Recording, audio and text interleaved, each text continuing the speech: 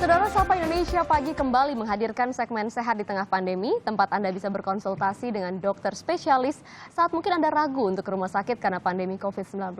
Nah, pertanyaan bisa Anda kirimkan melalui Instagram kami di @sapaindonesia_kompas.tv. Dan nanti juga Anda dapat menyampaikan pertanyaannya secara langsung melalui telepon interaktif yang kami buka di 02153660500. Nah, pagi hari ini kita sudah bergabung bersama Dr. Robert Sinto, dokter spesialis penyakit dalam. Selamat pagi, dokter. Selamat pagi, Mbak Glory. Terima kasih waktunya, dokter, pagi hari ini. Mudah-mudahan menjawab nanti pertanyaan yang masuk ya, dok, ya, dari pemirsa Sapa Indonesia Pagi. Langsung saja, dok, saya bacakan yang sudah masuk melalui Instagram Sapa Indonesia. Ini yang pertama dari @istrikamuloh. Pagi, dokter.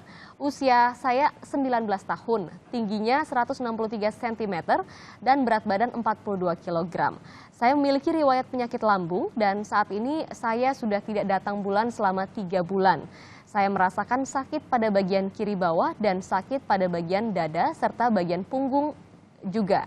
Lalu kepala saya juga pusing berlebihan, dokter. Ini kenapa ya, dok? Nah, silakan dokter, mungkin dari apa yang diterangkan dan dijabarkan ada analisa dari dokter, silakan. Ya, terima kasih. @istrikamuloh. Jadi kalau saya berangkat dari keluhan yang disampaikan, mungkin masalah utama yang dialami adalah adanya tidak datang bulan dan nyeri perut di kiri bawah. Jadi itu yang harus diinvestigasi terlebih dahulu. Jadi saran saya harus dievaluasi apakah memang masalahnya betul di masalah kebidanan dan kandungan. Jadi misalnya terburuk, misalnya ada gangguan di dalam indung telur, itu posisinya bisa ada di kiri bawah, kemudian dia dapat mengakibatkan juga gangguan menstruasi, dan kemudian hal-hal lain itu bisa mengikuti keluhan yang ada. Misalnya tadi sakit kepala, kemudian sakit punggung, itu bisa jadi hanya gejala ikutan dari keluhan utama yang ada di gangguan haid tersebut dan kiri bawah.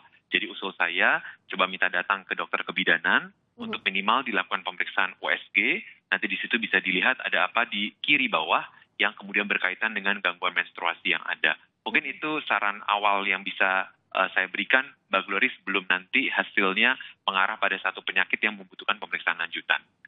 Baik, terima kasih Dr. Robert. Jadi harus juga memeriksakan lagi di USG ya, dok, ya, ke dokter spesialis kandungan untuk mengetahui lebih lanjut. Nah, selanjutnya ini pertanyaan dari @wiwik_widya. Selamat pagi, dokter. Eyang saya berumur 90 tahun. Eyang saya sering mengeluhkan sakit pada telapak kakinya dan terkadang kakinya terasa panas serta ada benjolan di kedua kakinya.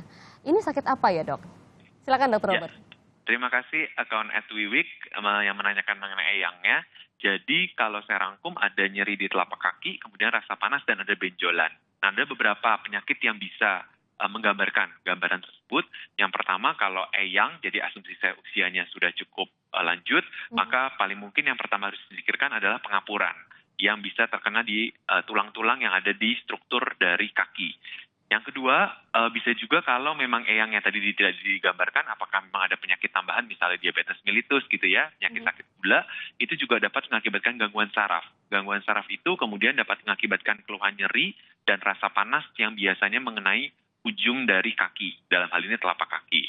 Nah, yang harus disingkirkan juga satu lagi tadi adalah asam urat. Jadi asam urat juga dapat mengakibatkan benjolan pada bagian kaki, yang paling khas adalah bagian dari tepi dari jempol, ibu jari kaki, yang kalau memang lokasinya khas di situ dapat juga diakibatkan oleh asam urat.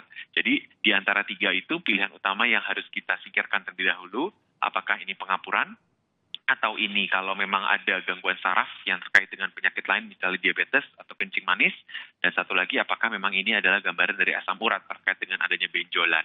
Nah, ada pemeriksaan-pemeriksaan awal yang bisa diperiksa, misalnya dari pemeriksaan darah, dan kemudian yang kedua tadi gula juga, kalau memang di riwayatnya ada sakit gula, diinvestigasi lebih lanjut apakah memang ini kelainan saraf. Tapi untuk awal, sementara kalau nyeri sekali, untuk temporer bisa minum obat anti nyeri, tapi tidak untuk jangka panjang, segera datang ke dokter untuk diperiksakan kemungkinan-kemungkinan yang tadi saya sudah sampaikan. Baik, jadi pemeriksaan darah dan lain sebagainya untuk memastikan betul ya apa yang kemudian diderita oleh eyang tadi. Nah, dokter, ada pertanyaan lagi dari @agustinus.samor.5. Pagi dokter, saya Agustinus, saya merasakan sakit pada pinggang hingga perut bagian bawah. Nah, rasa sakit ini sudah saya rasakan 2 minggu terakhir, buang air kecil dan buang air besar lancar, dok. Kira-kira apa penyakitnya, dok? Silakan, dokter. Terima kasih @agustinus samor. Jadi keluhannya di bagian pinggang, kemudian daerah perut bawah juga areanya pinggang, maka kemungkinan organ yang bisa terkena kelompok besarnya kalau ini lelaki ada 3. Yang pertama adalah saluran kemih. Tadi disampaikan bahwa tidak ada keluhan kemih. Tetapi keluhan kemih tidak ada, tidak serta-merta menyingkirkan misalnya batu ginjal. Jadi bisa saja tidak ada keluhan yang khas untuk nyeri, tetapi nyeri pinggang tersebut adalah entry point untuk kita mendiagnosis kemungkinan adanya batu di saluran kemih. Atau yang kedua adalah saluran cerna. Saluran cerna biasanya di usus, tapi biasanya ada keluhan buang air besar yang perubahan polanya terjadi. Tadi disampaikan tidak ada. Jadi saya boleh coba untuk tidak taruh itu sebagai prioritas utama. Atau yang ketiga adalah nyeri di bagian struktur dari tulang belakang. Jadi nyeri punggung. Nyeri punggung itu ada persarafan yang menjalar ke arah pinggang, ke arah bawah, ke arah tungkai. Jadi kalau memang ada keluhan tambahan yang nanti bisa dilakukan pemeriksaan dengan manuver khusus untuk melihat apakah memang ada keterlibatan saraf di pangkal dari paha yang juga terkena untuk mengarahkan pada keluhan nyeri pinggang tersebut. Jadi kalau suruh memilih 3 di antara 2, saya memilih prioritas utama yang harus disingkirkan adalah yang pertama masalah batu di saluran kemih, dan yang kedua adalah masalah sakit pinggangnya yang terkait dengan nyeri di bagian struktur tulang belakang bagian bawah dari Pak Agustinus. Mungkin itu analisis yang bisa saya sampaikan sementara, nanti mungkin pemeriksaan lanjutan bisa mengarahkan pada diagnosis penyakit tertentu. Demikian Mbak Glory.